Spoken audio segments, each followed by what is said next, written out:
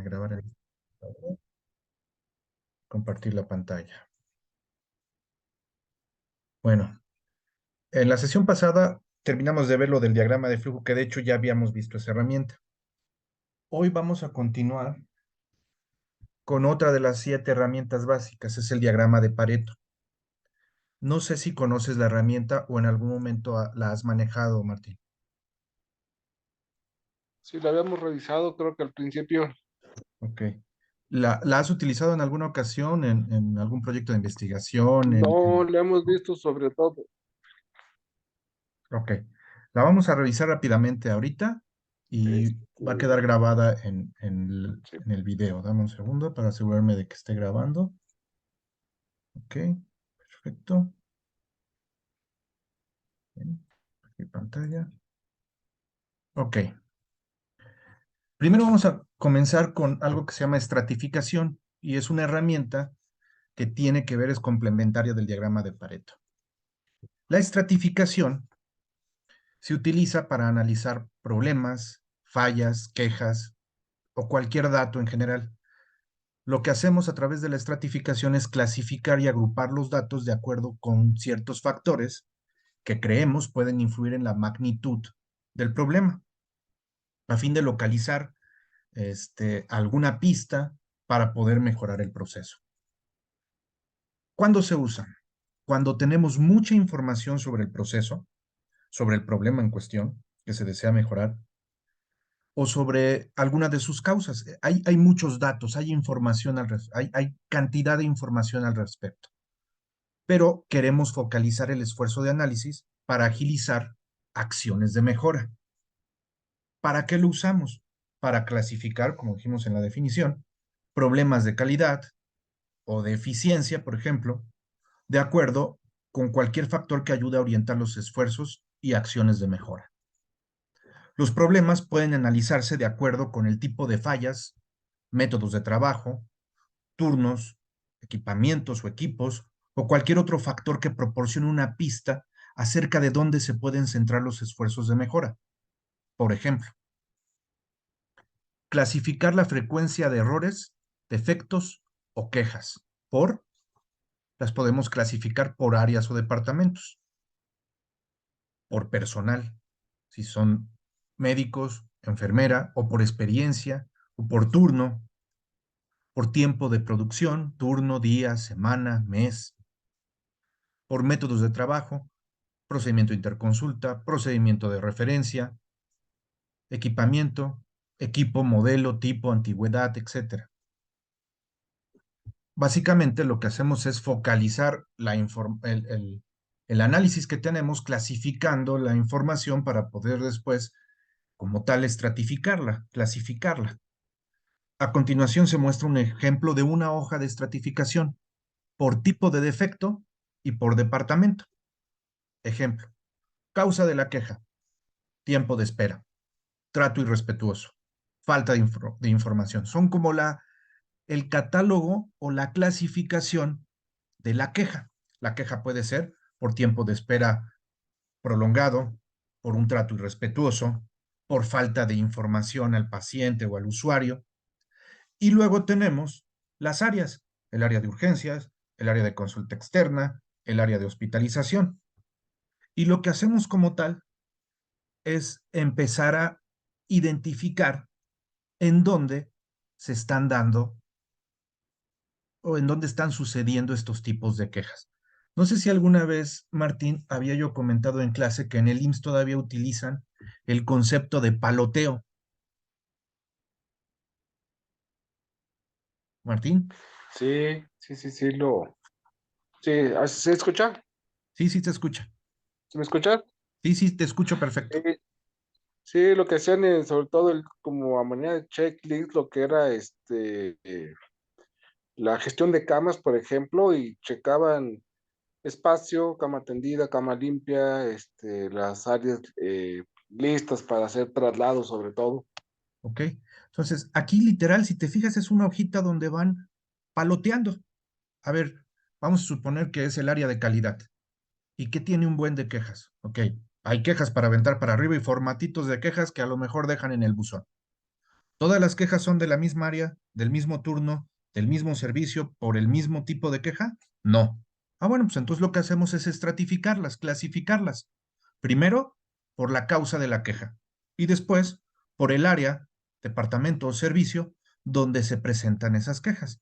Entonces, si en el día o en un turno tuve 40 quejas, lo único que voy a hacer es clasificarlas y estratificarlas para identificar cuántas quejas fueron por tiempo de espera. 25. Ahora, ¿esas 25 sucedieron en una área en específico? No.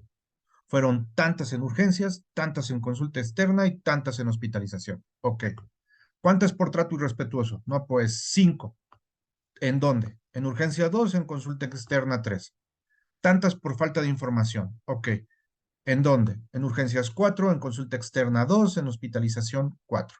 Al final totalizamos y tenemos tanto el gran total, que son 40 quejas, como 15 de urgencias, 15 de consulta externa, 15 de hospitalización, e incluso tenemos las quejas por tipo, 25 por tiempo de espera, 5 por trato irrespetuoso y 10 por falta de información. Es una tabla muy sencilla y a veces es un paso previo que tenemos que hacer previo al diagrama de Pareto. Ahorita vamos a ver cómo se relacionan estas dos herramientas.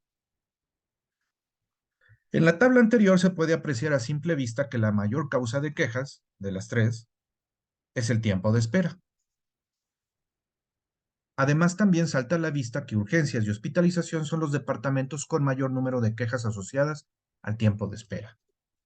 Un ejemplo, aunque muy simple, ilustra claramente cómo la estratificación sirve para focalizar los esfuerzos de mejora. Aquí otro ejemplo. Supongamos que para disminuir el ausentismo en un hospital, para ello se realiza una estratificación con el objetivo de identificar qué áreas y turnos presentan el mayor nivel de ausentismo. Y entonces tenemos ausentismo en el turno matutino, en el turno vespertino, en el turno nocturno. Y luego tenemos que en total hubo 18 ausencias. Ok. Luego tenemos que de esas 18 ausencias, 11 fueron en urgencias, 6 en consulta externa, 1 en hospitalización. Y que el mayor número de incidencias por ausentismo lo presenta el turno matutino. Y el área con mayor incidencia de ausentismo es urgencias, con 11 faltas o 11 ausencias. No sé si con esto queda más o menos claro cómo se utiliza la estratificación y cómo podemos con ello utilizar la información cuantitativa que pudiéramos tener para clasificarla y poder identificar con mayor precisión en dónde pueden estar áreas de oportunidad. Martín. Sí, la verdad es que se puede incluso ampliar demasiado, ¿no? O sea, agarrar muchos parámetros para evaluar a la Exacto. par varios puntos, pues. Sí, ojo, lo que se trata no es complicar mucho, al contrario. Si, por ejemplo, tú sospechas que el ausentismo está más en un turno y en un área, pues a lo mejor haces una tablita así sencilla. Por un lado, los turnos, por otro lado, las áreas. Oye, puede haber otro factor que quieras analizar. Ok, quiero ver los motivos de ausentismo. Ah, ahí ya es otro rollo, porque por turno podrías tener, por un lado, en qué áreas y turno se presenta, pero por turno podrías incluso saber cuáles son los motivos de esas ausencias. ¿Fueron faltas justificadas? ¿Fueron faltas injustificadas? Para incluso puedes tal vez decir, ok, quiero ver qué personas para empezar a, como tal, a estratificar y a focalizar el esfuerzo de análisis para ver en dónde y por qué está sucediendo este ausentismo. Y entonces poder Sí, tomar acciones cierto. mucho más concretas. Después de realizar la estratificación, se pueden identificar los departamentos y turnos que presentan mayor ausentismo, de acuerdo con su número de faltas.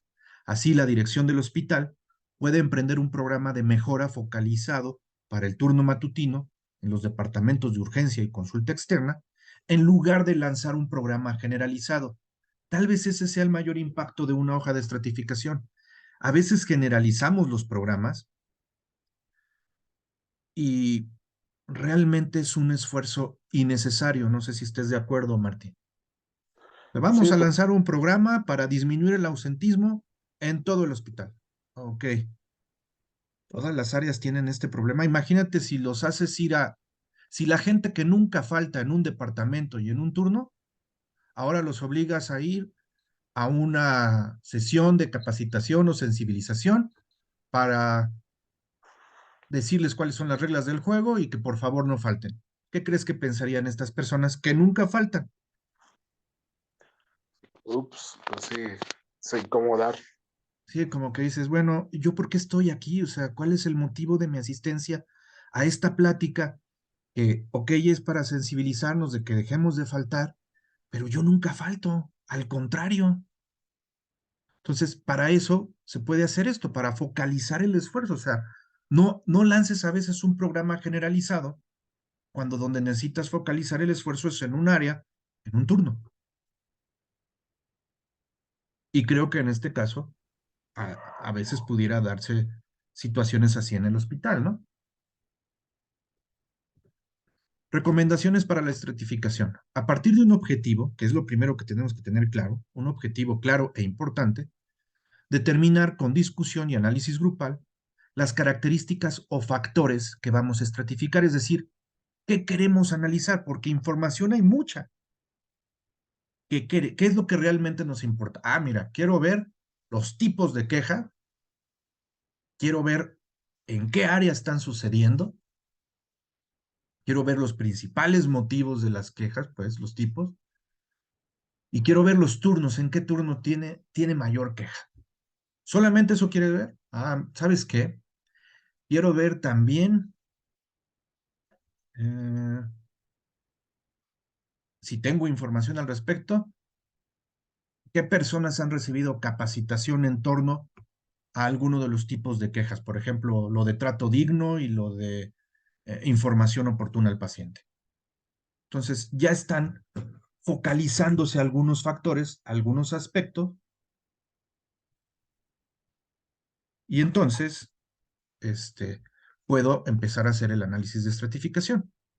Luego, mediante la recolección de datos, evaluamos la situación actual de las características seleccionadas y expresamos gráficamente la evaluación de estas características a través de un diagrama de Pareto o histograma. Determinar las posibles causas de la variación en los datos obtenidos con la estratificación, lo que puede llevar a estratificar una característica más específica. Es decir, después de una tabla de estratificación, podemos a lo mejor volver a estratificar, pero ya sobre un factor, un aspecto, un área en específico, para ver exactamente qué sucede en esa área. Por ejemplo, si las quejas, el mayor número de quejas, o el ausentismo, el mayor número de ausentismo se presenta en el turno matutino del área de urgencias o del servicio de urgencias, lo que a lo mejor queremos ahora saber es qué personas son las que presentan el mayor número de quejas o qué personas son las que presentan mayor ausentismo. Y entonces focalizamos aún más la estratificación. Ir más a fondo en alguna característica y estratificarla y seguir estratificando hasta donde sea posible y obtener conclusiones de todo el proceso. Ahora, vamos a ver cómo funciona un diagrama de Pareto.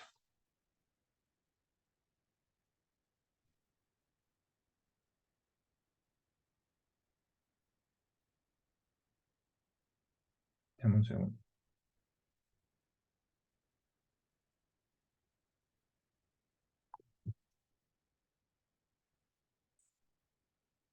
¿Qué es el diagrama de Pareto?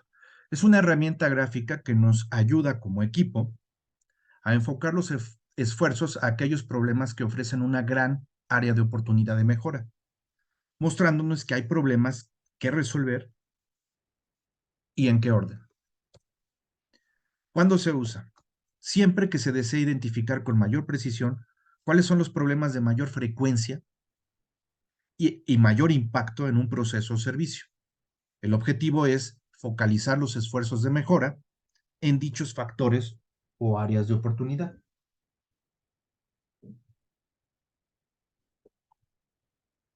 ¿Para qué usarlo?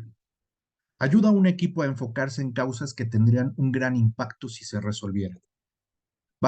Está basado en el principio de Pareto.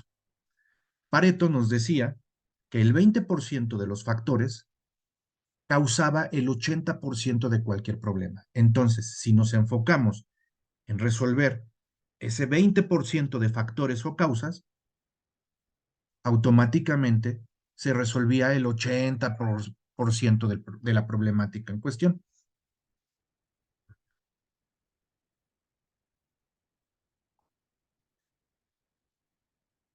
Exhibe una importancia relativa de los problemas en un formato visual simple y de interpretación rápida. Ayuda a identificar si la solución propuesta remueve algunas causas, pero empeora otras. ¿Cómo usarlo? Primero seleccionamos los factores o aspectos que deseamos analizar. Por ejemplo, cirugías por médico, procedencia de los pacientes, cantidad de medicamentos, costos de inventario, nivel de incumplimiento de políticas, cualquier aspecto que queramos revisar. Verificamos qué información tenemos sobre la frecuencia, es decir, las veces que suceden problemas en torno a esto. Por servicio, por mes, por prestador de servicios, por producto, por capítulo del gasto, según lo que estemos analizando. En una hoja simple o electrónica, Excel, anotamos las categorías y frecuencia de cada una. Puede utilizar un formato como el siguiente: categoría, frecuencia, porcentaje, acumulado. Y totalizamos tanto las frecuencias, porcentaje y los acumulados. Ordenamos de mayor a menor las categorías de acuerdo a su frecuencia y calculamos el porcentaje que representa cada una con respecto al total. ¿Cómo usarlo? En la cuarta columna, calculamos el porcentaje acumulado. Elaboramos un histograma con base en las frecuencias sobre el eje vertical izquierdo, la gráfica que mostrará cada categoría del eje horizontal, por otro lado, la magnitud, ya sea frecuencia de ocurrencia, costo o elemento evaluado en el eje vertical. Es muy importante que ordenemos la parte evaluada de forma descendente de izquierda a derecha. Agregamos una línea de frecuencias acumulada sobre el eje vertical y analizamos la información y la interpretamos teniendo en cuenta el principio de Pareto. El 20% de los factores causa el 80% de cualquier problema. Veamos un ejemplo para que quede más claro el concepto de diagrama de Pareto.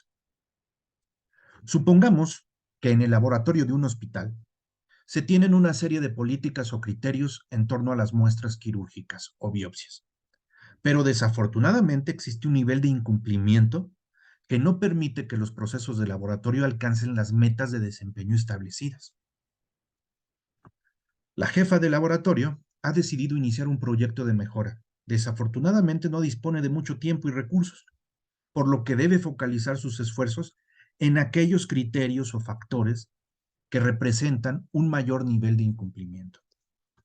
Para lograr focalizar sus esfuerzos de mejora, ha decidido utilizar el diagrama de Pareto para analizar el nivel de incumplimiento por cada criterio o política del laboratorio.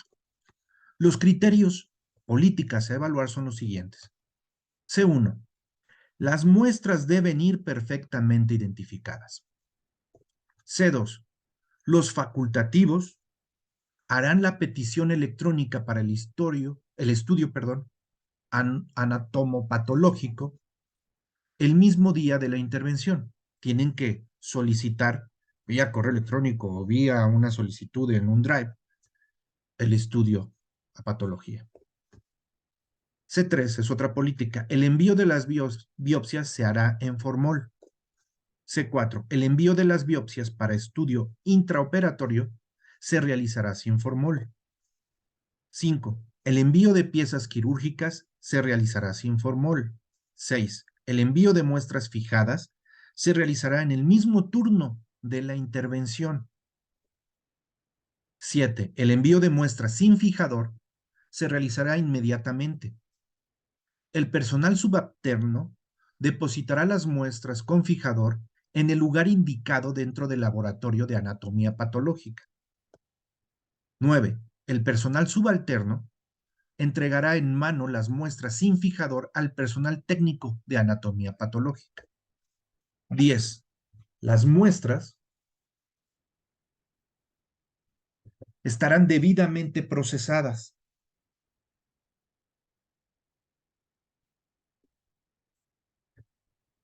¿Qué es lo que se hace con estas políticas? Cada una de estas políticas es un factor. ¿Qué hacemos primero? Una estratificación por criterio y frecuencia de incumplimiento, calculándose posteriormente el porcentaje de incumplimiento para cada uno de los criterios o políticas con respecto al total de incumplimientos que se tuvieron en un periodo de tiempo determinado. Y se obtiene la siguiente tabla. Criterio son las políticas. Frecuencia absoluta de incumplimiento, supongamos que fue en una semana. Tenemos 90 incumplimientos. Y están ordenados de mayor a menor. Martín, a simple vista, ¿cuál es la política o el criterio que mayor incumplimiento tuvo en esa semana? C6. C6. ¿Y la de menor Ah, no. incumplimiento?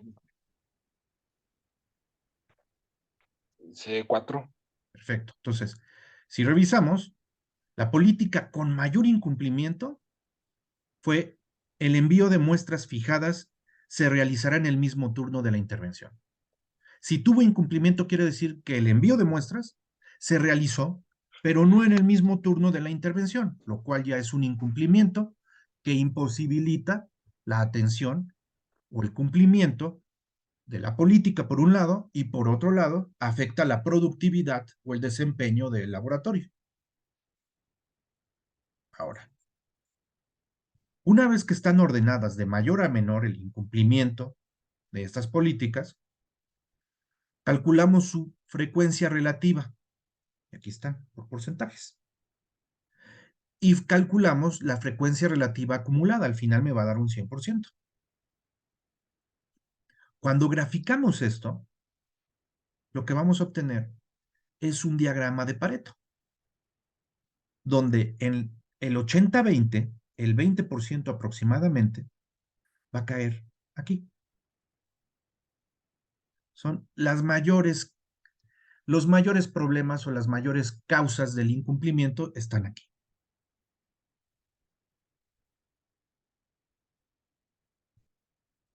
¿Okay? ¿Qué es lo que nos dice la gráfica? ¿Qué es lo que nos dice a simple vista el diagrama de Pareto? Ahí viene la interpretación, Martín. ¿Qué es lo que se puede apreciar?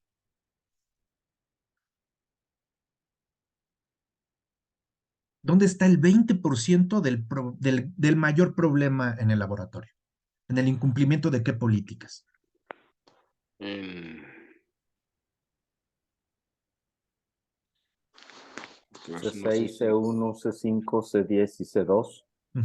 De hecho, si somos más estrictos, tan solo con la política C6 y C1 es el 20%.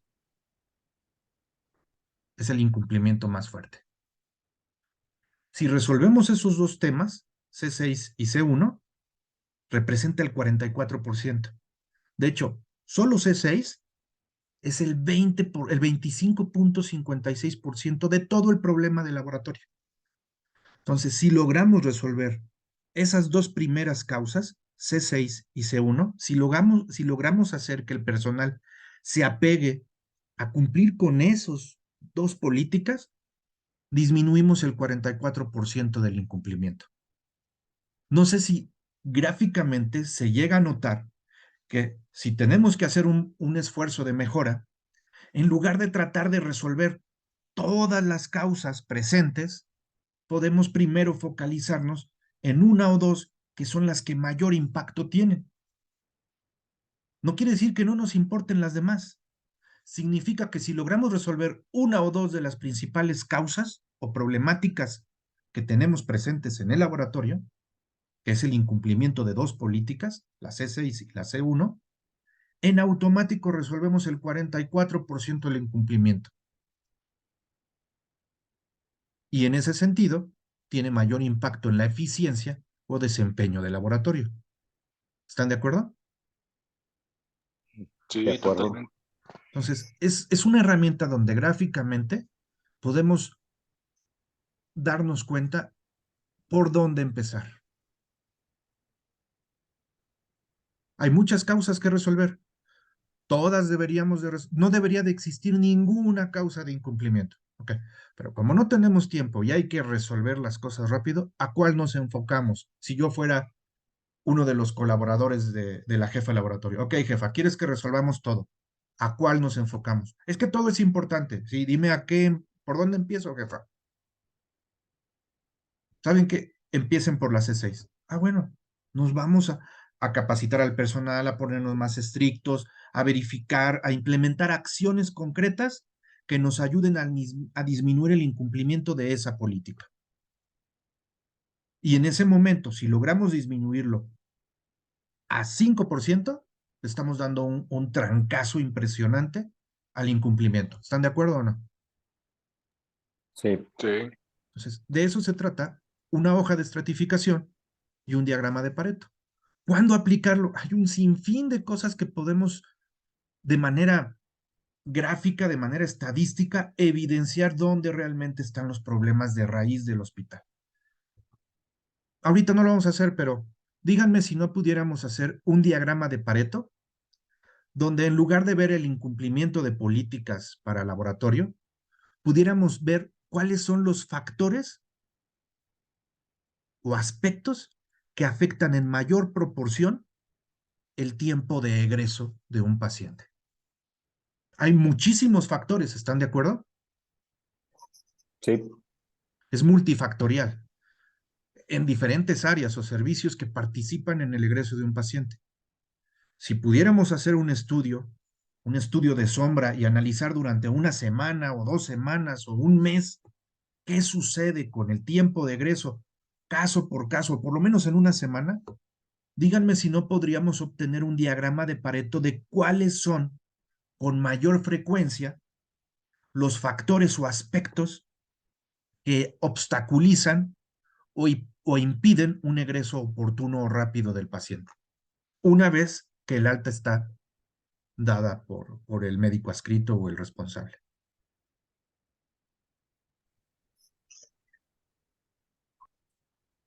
Ese sería un buen candidato a aplicar un diagrama de Pareto. ¿Están de acuerdo o no? Un problema real del hospital donde podríamos aplicar esta herramienta sí. para Bien. hacer evidente en dónde está pasando más. Hay muchas cosas que resolver. Unas ni siquiera van a estar en nuestras manos resolverlas, pero algunas nos vamos a dar cuenta de qué área, departamento, servicio, turno, tenemos que ponerle especial cuidado para evitar que se equivoquen o que obstaculicen el proceso de egreso de un paciente que necesitamos sacarlo rápido para dejar nuestra cama libre y disponible para un nuevo ingreso. ¿Ayudaría? Sí. Sí, sí, sí, sí. Pregunta, solo quiero saber, ¿alguna vez el área de calidad les ha explicado algo como esto? ¿En el comité No. de calidad No, les ha presentado, bueno, porque hay 1000 problemas que se abordan en el comité de calidad? Díganme si no sería interesante presentar el gráfico, un diagrama de Pareto de dónde están las principales causas de un problema específico de los que se analizan en el comité de calidad. pues sí, sí sería de bastante utilidad. Es como tú dices, identificas los factores que más alteran o dañan o modifican tu proceso y en esos te centras para disminuir la falla, ¿no? Ojo, aquí solamente ves el factor con mayor frecuencia. Todavía no ves el análisis de ese factor, ese C6, cuáles son las causas. Ah, quizás de ahí, en lugar de hacer un diagrama de Ishikawa genérico que no me dice nada, o que me dice mucho, pero también me embota de tantas causas raíz, a lo mejor hacemos el diagrama de Ishikawa solo del C6 para ver cuáles son las causas que están provocando el incumplimiento en ese factor. Cuando identifique las causas raíz, me focalizo en las que pueda resolver y empiezo a atender a definir acciones concretas para eliminar esas causas raíz. Y entonces ya tengo dos herramientas que están jugando a mi favor para tomar decisiones y poder definir acciones concretas de mejora con fechas compromiso para implementarlas y para evaluar. Podemos volver a aplicar el diagramita este de Pareto y ver si ya disminuyó la frecuencia de falla en ese aspecto. Veamos ahora otra herramienta. Se denomina histograma. ¿Qué es un histograma? Es un tipo especial de gráfico de barras que se puede utilizar para comunicar información sobre las variaciones de un proceso y tomar decisiones enfocándose en los esfuerzos de mejora que se han realizado. Comúnmente, las estadísticas por sí mismas no proporcionan una imagen completa e informativa del desempeño de un proceso. El histograma, siendo un gráfico de barras especial, se utiliza para mostrar variaciones cuando se proporcionan datos continuos como tiempo, peso, tamaño, temperatura, frecuencia. Esa es la clave. Datos continuos. El histograma permite reconocer y analizar patrones de comportamiento en la información que no son apreciables a primera vista al calcular un porcentaje o al calcular la media o un promedio. A simple vista no los notamos. Es un diagrama de barras que da la representación gráfica de cómo se distribuyen los datos. Ayuda a visualizar una tendencia central y por ende la variabilidad de un grupo de datos. ¿Cuándo se usa? Cuando tenemos grandes cantidades de datos que son difíciles de interpretar en forma tabular. Muestra la frecuencia relativa de ocurrencia de los valores de los datos. Revela el centrado, la variación y la dimensión de los datos. Ilustra rápidamente la distribución subyacente de los datos y proporciona información útil para predecir el funcionamiento del proceso. Ayuda a indicar si ha habido un cambio positivo o negativo en el proceso. Ayuda a contestar la pregunta, ¿el proceso es capaz de resolver los requerimientos de mi cliente? ¿El proceso es capaz de atender el número de pacientes que tenemos? ¿El proceso es capaz de brindar el máximo de su capacidad? ¿Para qué se usa? La utilidad del histograma está en obtener una representación clara y efectiva de la variabilidad del proceso, interpretar los patrones de variación de los datos, mostrar la variabilidad o resultado de un cambio en el proceso e identificar anormalidades examinando la forma del histograma, comparar la variabilidad con los límites de especificación del proceso. ¿Cómo se usa? Lo primero que hay que hacer es recolectar datos continuos. Tiempo, peso, tamaño, número de quejas. El chiste es que tienen que ser continuos, datos continuos. Organiza los datos de acuerdo a su ocurrencia y tabúlalos en una tabla. Se recomienda utilizar de 40 a 50 valores por un determinado periodo de tiempo. Puede ser una semana, mes, etcétera, según sea el periodo que estemos analizando. Ejemplo, tras realizar una observación a 42 expedientes durante un mes, mayo, para identificar los días requeridos para procesar el expediente clínico, se obtuvo la siguiente tabla. Y tenemos los tiempo en días, el número del expediente hasta el 42, expediente 1, expediente 42. Tenemos el tiempo en días que fue requerido para procesar el expediente.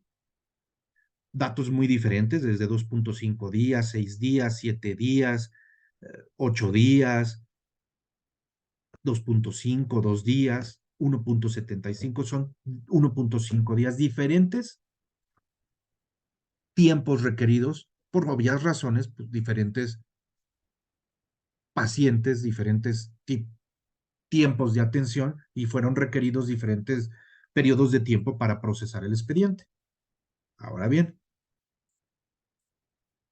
hay que identificar el dato de mayor valor y el dato de menor valor.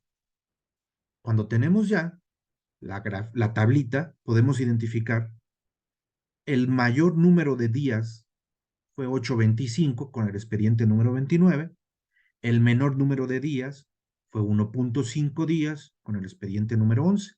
Esos son los dos valores extremos, el mayor valor y el menor valor. ¿Para qué necesitamos esos dos valores? Para calcular el rango y amplitud del intervalo. Antes de graficar la información, debemos establecer una escala y definir intervalos. ¿Cómo lo hacemos? Utilizando una formulita para calcular el rango. Rango va a ser igual a el valor mayor menos el valor menor. Simplemente calculamos las diferencias entre los números más altos y más bajos de la información obtenida. Siguiendo con el ejemplo, el rango se calcula de la siguiente forma. 8.25 menos 1.5 días igual a 6.75 días. Por lo tanto, vamos a decidir cuántos intervalos o clases deseamos tener en el histograma. En general se recomienda el número de intervalos o clases sea entre 5 y 15. Un criterio para obtener el número de intervalos dice que dicho número debe ser igual a la raíz cuadrada del número de datos u observaciones. Siguiendo con el ejemplo, la raíz cuadrada de 42 es aproximadamente 6.481, mayor a 6, por lo que se eligen 6 clases o rangos. Ahora vamos a calcular la amplitud del intervalo. Para determinar la amplitud del intervalo, vamos a dividir el rango entre el número de clases. Cada intervalo representa una barra en el histograma. Siguiendo con el ejemplo, la amplitud del intervalo se calcula como sigue. 6.75 entre 6 es igual a 1.125 días. Ahora vamos a dibujar los ejes horizontal y vertical y a graficar los intervalos utilizando la amplitud previamente calculada. Así tenemos intervalos, son 6 intervalos, están definidos los rangos, perdón, la amplitud de los rangos, que es ese 1.125 días, y lo que vamos a hacer es, en ese rango, ¿cuántos expedientes caen? Entonces, entre 1.5 y 2.63 días hay 7 expedientes. Entre 2.63 y 3.76 días hay 9 expedientes. Y así sucesivamente hasta el rango, el último rango que determinamos que es entre 7.15 y 8.28 hay 6 expedientes. Una vez que se han determinado los intervalos y se han ordenado la información por rangos, el siguiente paso es graficar los datos. Y así obtenemos estos valores. Y lo que vemos es una figura. Son el número de expedientes por cada uno de los rangos que definimos. Y lo que tenemos que hacer es analizar el histograma para saber qué es lo que está pasando en el proceso y determinar su variación. Las preguntas típicas de variación, que son de utilidad para la interpretación del histograma, se describen a continuación. Distribución en forma de campana. Hay una forma simétrica de los datos, con un pico en la mitad del recorrido de los datos. Es la distribución más natural y habitual para los datos de gran cantidad de procesos. Por esta circunstancia se llama distribución normal. La desviación respecto a esta forma puede indicar la existencia de problemas o influencias externas al proceso. Sin embargo, la forma de campana no asegura por sí misma, y sin analizar su valor medio y el recorrido de los datos, que el proceso funciona de forma satisfactoria. Siguiente distribución. Se llama doble campana o doble pico. Existe un marcado valle en el centro, con picos a ambos lados. Esta forma generalmente es la combinación de dos distribuciones y sugiere la presencia de dos procesos distintos o dos variantes en el proceso. Deberán ensayarse varios esquemas de estratificación para separar los distintos procesos. Distribución plana. Una gran parte plana, sin un pico, y con dos ligeras colas a los lados. Esta forma puede ser el resultado de varias distribuciones de campana, con sus centros distribuidos uniformemente a lo largo del recorrido de los datos. Se deberán identificar los diferentes procesos que intervienen dentro del proceso básico. Esta distribución es un caso típico de departamentos o personas que no tienen el trabajo bien definido y cada cual lo hace a su manera. Distribución en peine. Valores altos y bajos que se alternan de forma regular. Esta pauta de variación es típica de errores de medición, errores en la forma de agrupar los datos para la construcción del histograma o sesgos sistemáticos de redondeo. En este caso, hay que revisar inicialmente los procesos de recogida de datos y la construcción del histograma. Lo que nos está diciendo es, aguas, te estás equivocando en la forma en que graficaste, no tomaste los datos correctamente o no definiste adecuadamente los rangos, la amplitud. Distribución plana. Una gran parte plana, sin ningún pico y con dos ligeras colas a los lados. Esta forma puede ser el resultado de varias distribuciones en campana, con sus centros distribuidos uniformemente a lo largo del recorrido de los datos. Se deberán identificar los diferentes procesos que intervienen. Luego, distribución con un pico aislado. Como en el caso de la distribución de dos picos, esta forma sugiere la existencia de dos procesos distintos. El proceso con el pico pequeño será una normalidad o deficiencia que no sucede a menudo regularmente. Se deben analizar las condiciones en las que se presenta el pico menor tratando de estratificar los datos.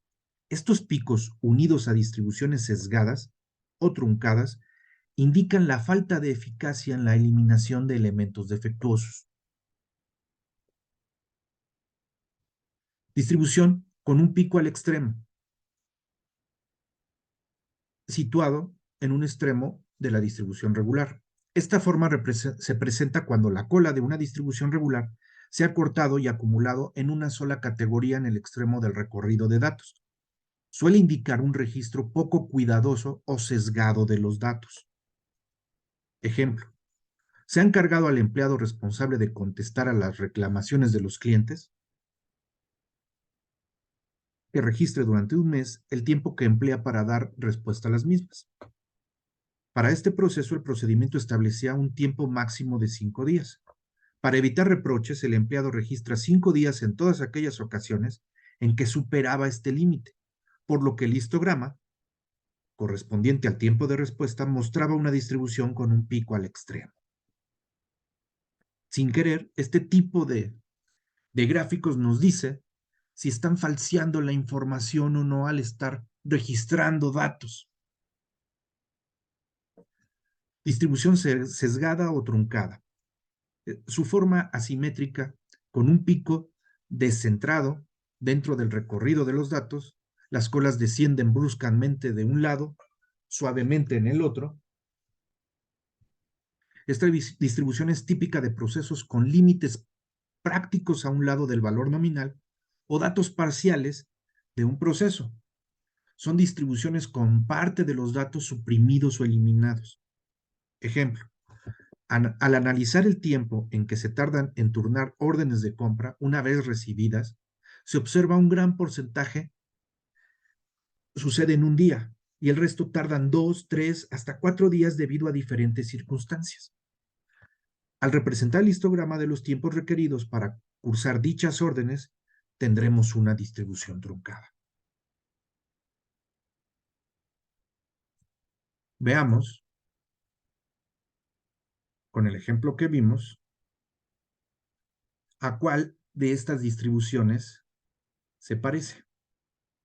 ¿Se parece a esta, Martín? No. Tú me dices en cuál paramos.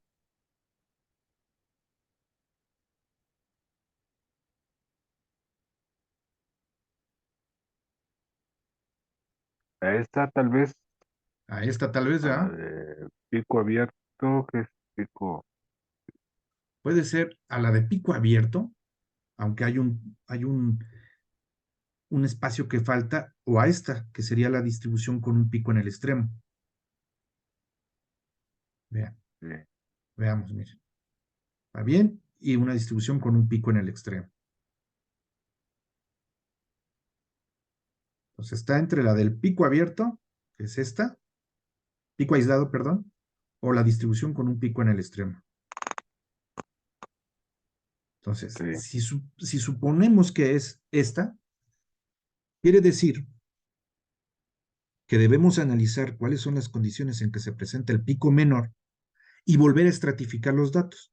Estos picos unidos a distribuciones sesgadas o truncadas indican falta de eficacia en la eliminación de elementos defectuosos, es decir, no estamos analizando de manera correcta los expedientes.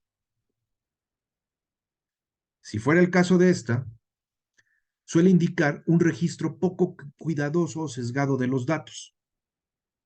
Aquí nos da el ejemplo de que un empleado es responsable de contestar reclamaciones o quejas, se le ha pedido que registre durante un mes el tiempo que emplea para dar respuesta a las mismas, se le ha dicho que el tiempo máximo son 5 días y para evitar que le reclamen o que le digan que no hizo bien su trabajo, todas aquellas en las que pasaba más de 5 días, no las registraba así, a todas les ponía 5 días, por lo tanto, se da este pico aquí. Pregunta, y esto aplica para todos ustedes. No sé si sigan las personas que están responsables de ver el rollo de los expedientes clínicos en sus respectivas áreas. ¿Siguen chambeando? sí, todavía están ahí. Ok.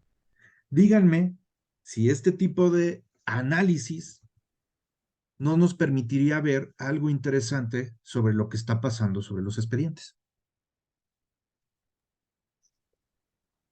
Pues De sí, hecho, el comité del estoy de acuerdo. expediente sí saca esa relación, ¿eh? Cada sesión, pues nos dicen, a ver, deficiencias en firmas, deficiencias en llenados, deficiencias en, digo, y ahí lo van graficando a manera así como lo has presentado, a lo mejor hasta con gráficas de pastel también.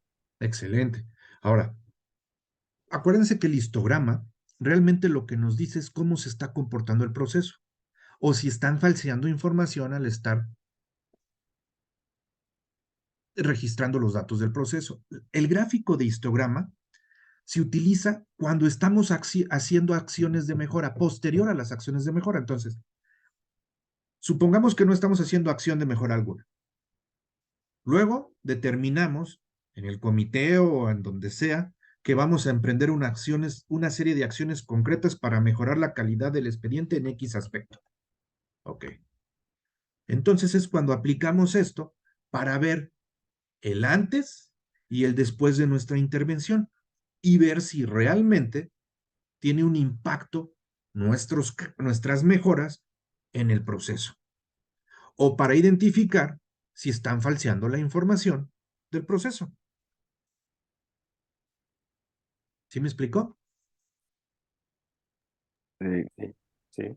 Entonces, por ejemplo, dice, no, fíjense que ya todos los procesos están bien. A ver, espérame, no me checa eso porque la distribución se comporta así. Y lo que me dice esta distribución es que este pico no tiene lógica. Algo está pasando. Por eso dice, revisa y checa qué está provocando este pico, porque o estamos registrando mal los datos o se trata de, de, de, una mezcla de datos que no estamos a lo mejor clasificando adecuadamente los rangos o la amplitud de los rangos, por lo tanto, me está dando un pico que no me checa. Si fuera así, como la primera, que es la más normalita, está de lujo. ¿Están de acuerdo? Y aún así aquí nos dice que tenemos que dar una revisada porque no siempre quiere decir que el proceso está funcionando bien. Entonces, si la gráfica está así, definitivamente no es una distribución normal, ¿o sí? No, es normal. Entonces, aquí hay hay una distribución anormal. ¿A cuál de todas estas figuras típicas se parece? Acordamos que a dos, o a esta, donde hay una anormalidad o deficiencia que no sucede a menudo. Por lo tanto, debemos analizar qué es lo que está provocando ese pico menor, o si están unidas dos distribuciones sesgadas o truncadas por la falta o en la eficacia en la eliminación de ciertos elementos defectuosos, o si es esta otra, significa que estamos registrando mal. Acuérdense que lo malo de algunos tipos de gráficos, como un pastel o algo, es que nos dicen lo que queremos decir o nos dicen porcentajes que realmente dicen, ah, sí está padre, y ha tenido impacto o no las mejoras que hemos hecho, ha tenido impacto o no la gente que está ahí trabajando, en qué porcentaje hemos mejorado, en dónde sigue el mayor número de incidencias. O sea, el punto es tratar de focalizar el esfuerzo para mejorar y no desperdiciar el recurso, ni humano, ni financiero, ni de trabajo que tenemos. Vamos a ver ahora otra herramienta, hoja de verificación o comprobación. Es otra de las 7 herramientas básicas para la calidad. La hoja de verificación, ¿qué es? El control de calidad de un proceso se fundamenta en el uso adecuado de la información, obtención de datos fidedignos, convenientemente estructurados y de fácil comprensión.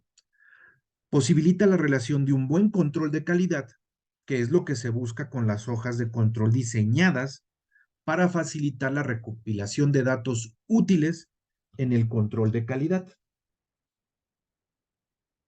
La hoja de verificación, también denominada hoja de control, planilla de inspección, hoja de recogida de datos u hoja de registro, sirve para reunir y clasificar los datos e informaciones según determinadas categorías, mediante la anotación y registro de sus frecuencias bajo la forma de datos, y al mismo tiempo observar cuál es la tendencia central y la dispersión de los mismos. Es decir, no es necesario esperar a recoger todos los datos para disponer de información estadística. ¿Cuándo se usa? Cuando se desea reunir datos sobre ciertos aspectos del proceso, por ejemplo, fallas, actividades, etcétera, y clasificarlos a través de categorías para determinar su frecuencia. ¿Para qué se usa? Es muy útil para establecer puntos de control en el proceso y obtener información sobre la frecuencia en que se presentan desviaciones. Fíjense esta importancia. Es muy útil para establecer puntos de control. A veces no sabemos en qué parte del proceso debemos de establecer controles para saber qué sucede con el proceso. ¿Se acuerdan que yo les decía que los controles son como electrodos que me permiten ver cuál es el estado de salud o los signos vitales del proceso? Sí, ¿Recuerdan eso? Sí, sí, sí. sí, sí, sí. Ojo, se dice fácil, pero muchos dicen, oye, el proceso que tengo está complejo, está grande, hay muchas actividades, muchos involucrados. ¿En dónde específicamente tengo que meter ese punto de control? Si ya tienes un mapa de proceso, te ayuda. Pero si además del mapa de procesos metes una hoja de verificación, el punto de control va a ser todavía más preciso, porque va a estar en una actividad que realmente es importante y a través de la cual puedes obtener información sobre la frecuencia de cierto tipo de desviación en el proceso. Obviamente lo que queremos es disminuir las desviaciones al mínimo, llamémosle desviación a un error, a una omisión, a una falta, a cualquier cosa que no debiera de estar sucediendo en el proceso de atención y que si sucede nos va a impactar en los resultados, en los indicadores. Ahora, sirven para conocer qué tan frecuentemente ocurren ciertos eventos en el proceso, con el fin de detectar tendencias. Son utilizadas también para comprobar si se han recabado los datos solicitados o si se han efectuado determinadas acciones de control sobre el proceso. En general, las hojas de control de datos tienen, entre otras, las siguientes funciones. 1. Determinar la distribución de las variaciones de las variables de los procesos a estudiar. Determinar los procesos fuera de control, es decir, que tienen mucha variabilidad y que por ende, pues nuestros indicadores están como loquitos y creciendo hacia el rojo. Localización de defectos en los productos o en los servicios que brindamos. La verificación de tareas de mantenimiento o de control. Determinación de las causas con base en la frecuencia de los defectos. ¿Cómo se usa? Acordar el evento a observar para que todos enfoquen lo mismo. Una vez determinadas las razones para la recolección de los datos, es importante que se analicen los siguientes cuestionamientos. ¿La información es cualitativa o cuantitativa? ¿Cómo se recogerán los datos y en qué tipo de documento se hará? ¿Cómo se utilizará la información recopilada?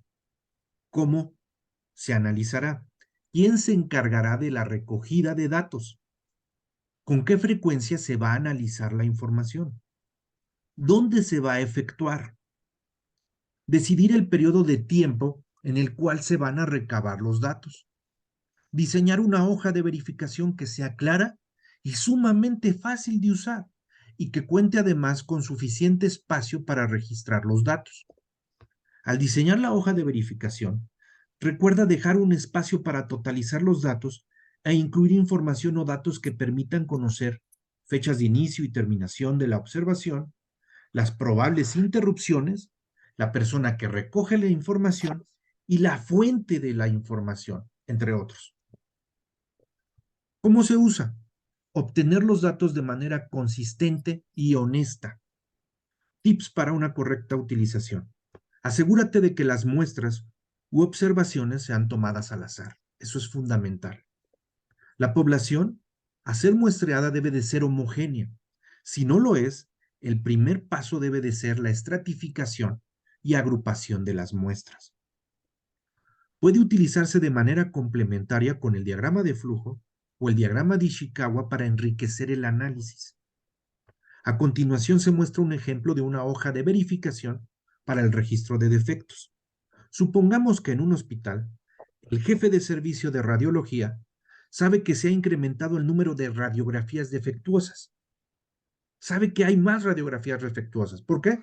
Porque se han estado quejando de las radiografías defectuosas. Pero desea saber con mayor precisión el tipo de defecto y la frecuencia de este defecto. Para ello, han definido 4 categorías para clasificar los defectos: movida, mordida, ángulo y otros. Además, se ha diseñado un formato que se realizará diariamente y por turno. Y así tenemos una hoja de verificación de defectos en radiografía. Producto, pues la radiografía. Fecha, turno, el nombre del verificador o el inspector. ¿Cuántas veces ha salido una radiografía movida? ¿Cuántas veces mordida? ¿Cuántas veces por fuera de ángulo? ¿Y cuántas veces en cualquier otro aspecto? Y así tenemos, igual, el paloteo clásico. Movidas, 11. Mordidas, 9. Fuera de ángulo, 5. Otros, 3. Total de radiografías defectuosas, 28. Con los resultados que se obtengan, el jefe de servicio de radiología pretende identificar el nivel de frecuencia de los defectos para focalizar sus acciones de mejora. Es recomendable que en la medida de lo posible se omita la categoría otros, pues puede originar un problema al momento de analizar la información. ¿Qué pasaría si el mayor número de datos estuviera en otros? Significa que tenemos que volver a estratificar.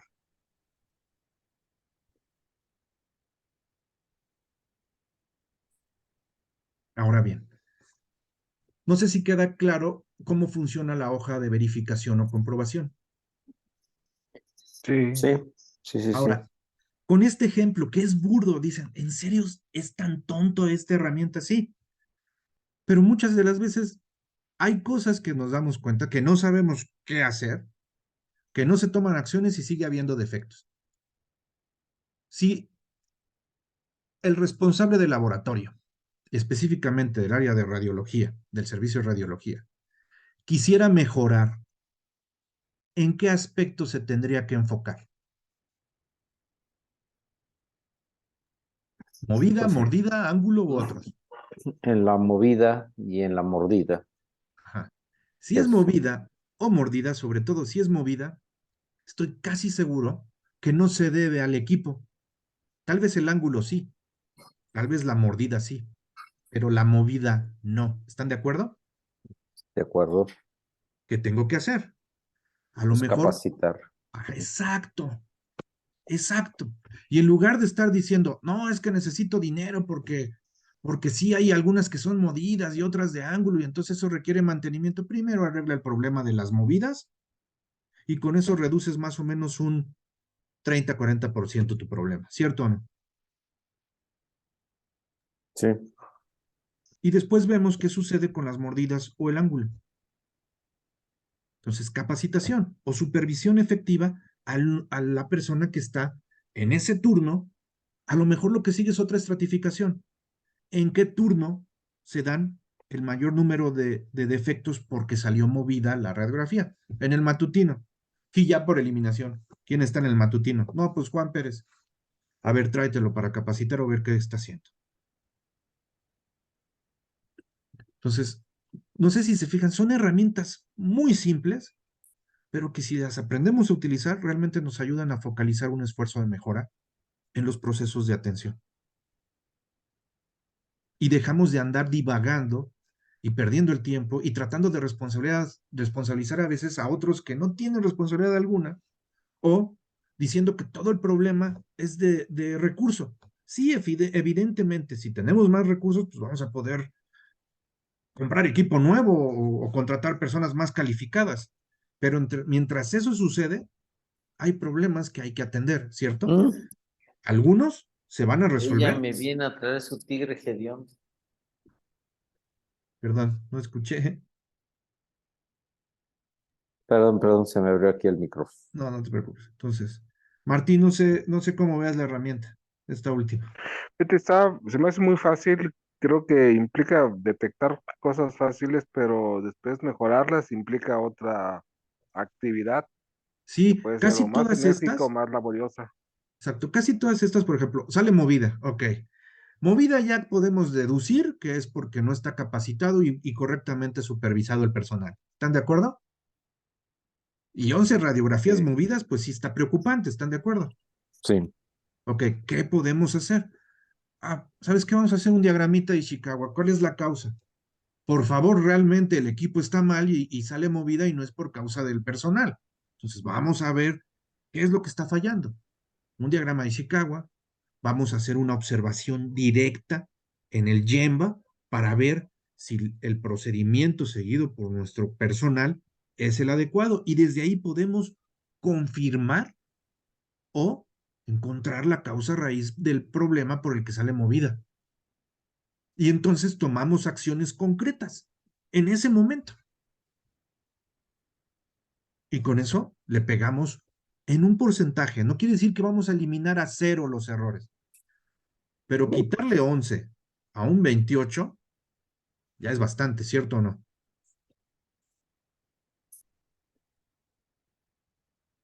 pues sí. es como el 40%. ¿Sí? Entonces, por eso digo, muchas de estas herramientas, y es lo que vamos a ver al final, se pueden combinar, se deben combinar para realmente tener impacto en resultados y empezar a utilizarlas para mejoras muy focalizadas, concretas. A veces queremos hacer un megaproyecto de mejora cuando las mejoras podrían ser sumamente focalizadas y poco a poco ir ganándole terreno a los defectos, a los errores, a las desviaciones, a las omisiones. Vamos a seguir con errores, sí, pero a lo mejor ya no atribuibles a una persona mal capacitada o a un proceso mal diseñado o a falta de políticas o a falta de supervisión. Si seguimos con ciertas desviaciones, quizás ya ni siquiera sea por error de nuestro personal, ni porque el proceso esté mal diseñado. Será por falta de insumos o de recursos, pero que se haga evidente que ya hubo una mejora y que ya no podemos seguir mejorando hasta que no le inyecten más recursos a un área, a un departamento, a un equipo, a un personal. ¿Están de acuerdo o no? Sí, sí. Sí, ¿Sale? Bueno, continuamos el jueves. Gracias por su tiempo. En un rato más o mañana temprano está este video. El próximo martes, perdón. El próximo martes continuamos. Faltan algunas herramientas de las 7 básicas, creo que 2 o 3, y vamos a ver algunas otras herramientas complementarias a las 7 básicas de la calidad.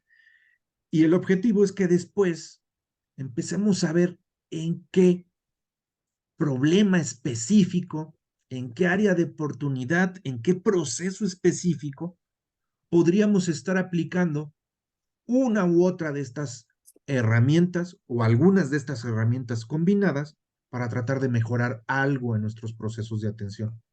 Esto que ven aquí, que es muy simple, esto es un tipo de control, Martín.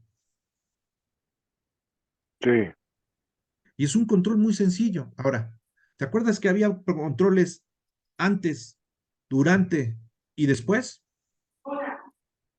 sí, sí, sí. ¿Qué tipo de control sería este? ¿Antes, durante o después? Antes, No, No, este es durante y mm, después, durante y después. durante y Me después. permite analizar una vez que ya sucedió, pero voy a tratar después de utilizar esta información, este control, esta información, para tratar de tomar decisiones muy concretas para eliminar o disminuir al mínimo los defectos en mi proceso, las causas de los defectos. ¿Vale? Si quieren, continuamos sí. entonces en la próxima sesión. Gracias por su tiempo y nos vemos el martes. Gracias, Arturo. Hasta Gracias, luego, Arturo. gracias. Buenas noches. Buenas noches. Gracias. Bye.